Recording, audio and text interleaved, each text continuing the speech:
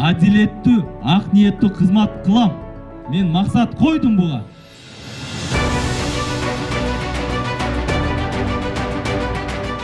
Эртең элдин өкүлү болуш кандай иш кылыш керек? Мен муну терең ойлонуп, анан чечимге келдим. Жаштар менен жолуктум, аксакалдардын батасын алдым.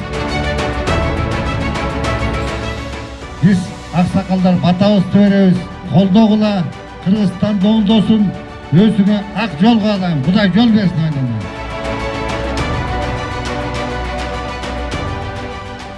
Элди колдогон мыйзамдар чыгыш керек.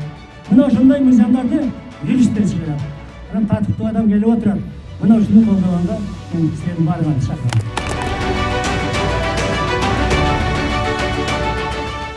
30 ноябрда чын жүрөгүңүздөр менен бул ордуктарга алданбай сайлап бериңиздер.